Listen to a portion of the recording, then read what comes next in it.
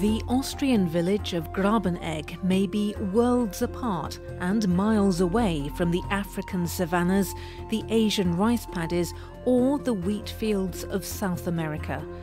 But research being conducted here by IAEA scientists could, in the future, help farmers in these parts of the world improve their soil quality and grow more food. Food production is really, determined by the quality of the soil. If you have really very low soil quality, your production will be also very low. And therefore, of course, it's imperative to work on soil quality. The aim of this 7-year project is to develop and promote simple, cost-effective farming practices that improve soil fertility. The scientists are conducting experiments with different plants and crop rotations.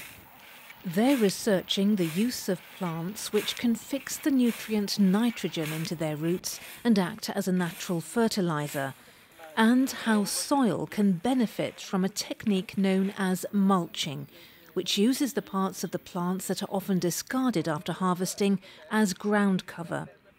Aside from improving soil quality, mulching is known to protect the soil from erosion and water loss. The project is being supported by the Austrian Agency for Health and Food Safety, which provides the Grabenegg facilities and maintains the plots. AGES and the agency are interested and work on similar research topics, that is soil management and plant nutrition. However, we do different kind of analysis, but so we can exchange knowledge. The experts are trying to find out which plants capture the most carbon and the best way to store it in the soil. Carbon improves soil fertility and quality.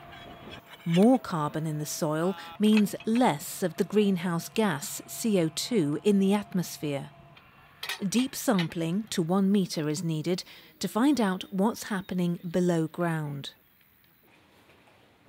The scientific work takes place at the IAEA's laboratories south of Vienna. Soil samples from different depths of the experimental site are processed over many stages.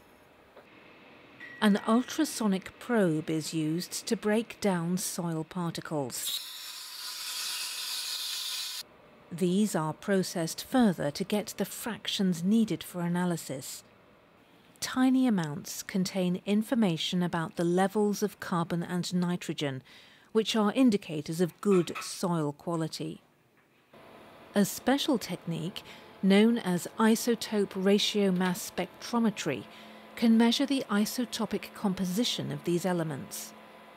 With the highly specific readings, the scientists can evaluate the effects of the different crop and mulching methods used at the Grabenegg site, and determine the amount of carbon in the soil and identify the type of plants that captured it.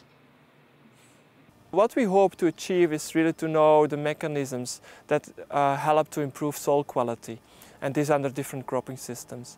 What we also hope to achieve is to develop these new isotope techniques which help developing countries to better understand their soils and how they, in their countries, can improve soil quality. Gerd and his team realise there's a lot of work ahead. Eventually, the methods developed and knowledge gained will be transferred to the field, and the experts will provide advice and guidelines on the best ways to improve soil quality in an affordable and environmentally friendly way. Soil is the first step in the food chain. You get better crops and more food when you have good soil. With the right management methods, farmers can grow abundant and healthy crops, even under difficult agricultural conditions.